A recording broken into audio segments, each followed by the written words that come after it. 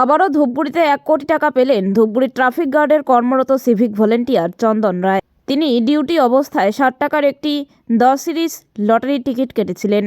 সেই 60 টাকায় 1,09,00,000 টাকা পেয়ে খুশি। কিছুদিন আগে ধূপগুড়ি থানায় কর্মরত আরও একজন সিভিক ভলেন্টিয়ার এই 1 কোটি টাকা পেয়েছিলেন।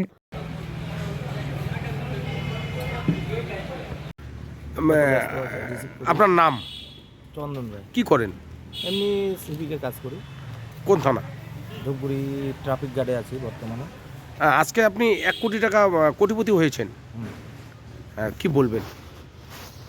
কি বলবো, কেমন লাগছে? এখন লাগছে, মোটামুটি ভালোই লাগছে। কেমন করে টিকিটটা কাটলেন এবং একটু যদি বলেন।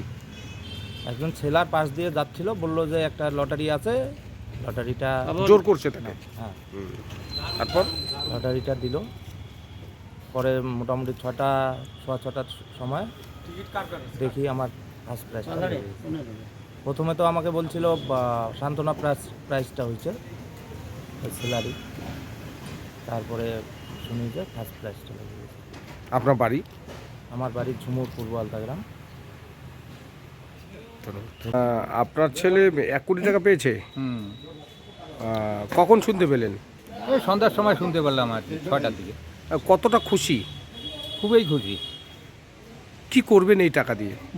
এখন ছেলে কি করবে সেটা তো বলতে পারলাম না। যখন প্রথম খবরটা শুনলেন তখন কেমন লাগছে? ভালোই লাগছে। আপনি এখন থানায় আসলেন খবর পেয়ে? হ্যাঁ। আপনার নাম? রবীন্দ্রনাথ রায়। কি করেন? কৃষিকাজ। আপনার ছেলে কি করে? সেবিকে ধূপগুড়ি থানায়। ধূপগুড়ি থানায়। আপনার নাতি নাতনি? নাতনি আছে, এখন ছোট, 3 বছর বয়স। একটাই? একটাই।